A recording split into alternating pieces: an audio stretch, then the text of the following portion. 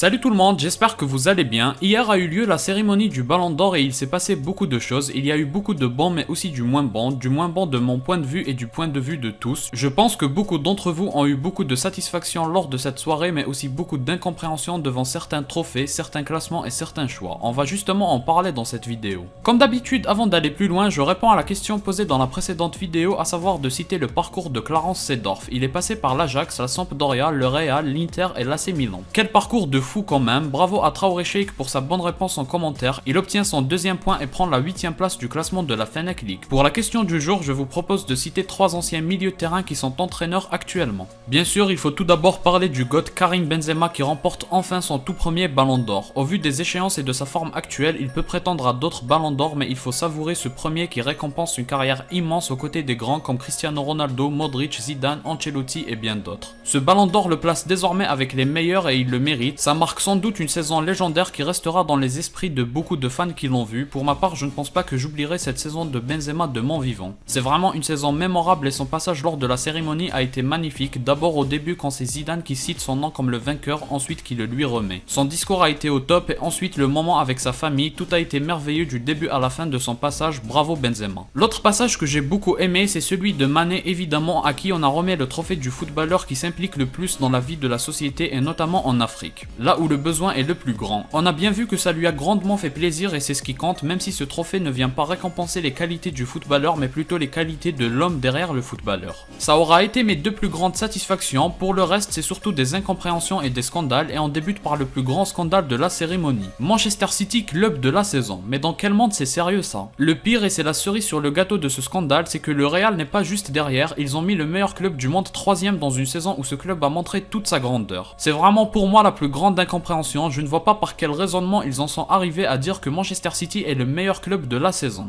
Absolument rien ne le justifie, en plus non seulement le Real Madrid les a éliminés mais on les a éliminés carrément en demi-finale, ils n'ont même pas mis les pieds en finale et ils sont devant. C'est vraiment scandaleux, c'est un sketch comme décision. Et là c'est pas de l'interprétation où ça dépend de quels critères, non il n'y a pas de critères ni rien du tout, le Real Madrid a gagné le championnat, la Supercoupe et la Ligue des Champions, comment c'est possible de mettre City devant qui n'a gagné que la Première Ligue? Oui la Première Ligue c'est le meilleur championnat mais on l'applique pas toujours ce raisonnement parce que vu le classement de certains joueurs de Première Ligue, on dirait pas que ça entre en compte. Bref, je pense qu'on est tous d'accord pour dire que c'est scandaleux et insensé, il ne s'agit pas d'être fan du Real Madrid ou pas, tout le monde dans le monde entier a dû trouver cette distinction pour Manchester City totalement absurde. Il mérite peut-être le titre du club qui a le plus d'argent et qui en a le plus dépensé mais pas le titre du meilleur club, non ça revient au Real Madrid, d'autant plus après une telle saison légendaire. Je voudrais aussi parler de Gavi qui termine meilleur jeune joueur, ça je ne le comprends pas non plus. Gavi a certes une chose pour lui, c'est qu'il joue, ses entraîneurs comptent sur lui et ça c'est une réalité que je ne peux pas lui enlever, mais il faut aussi réfléchir et se dire qu'il a droit à ça par rapport au pays et au championnat où il évolue. Ils aiment énormément les joueurs formés dans le club et dans le pays et c'est pour moi une des plus grandes raisons pour laquelle il joue si souvent. C'est parce que ses entraîneurs aiment ce type de joueur. Au Barça jamais il ne doit prendre autant de temps de jeu à De Jong, en Espagne c'est pas une grande Espagne et c'est pour ça qu'il a sa place. Je ne lui retire pas le fait que c'est très fort mais pour moi il y a beaucoup mieux que lui, je ne peux pas concevoir qu'on lui donne ce titre dans une saison où le Barça se fait prendre une place en Ligue des Champions par Benfica et où le Barça n'est même pas capable de battre Francfort en Europa League. Non pour moi c'est pas du tout logique. Sinon en ce qui concerne les classements au Ballon d'Or, il y en a pour moi qui sont totalement scandaleux, par exemple Courtois. Il devrait avoir une bien meilleure place, c'est celui qui doit apparaître après Benzema et Mané. Il est autant décisif que Benzema dans son rôle, si là il n'est que 7ème, je ne vois pas dans quel monde il peut réellement prétendre au Ballon d'Or. Autant exclure les gardiens si c'est pour ne pas les considérer correctement dans leur rôle, autant leur laisser le trophée Yashin et c'est tout.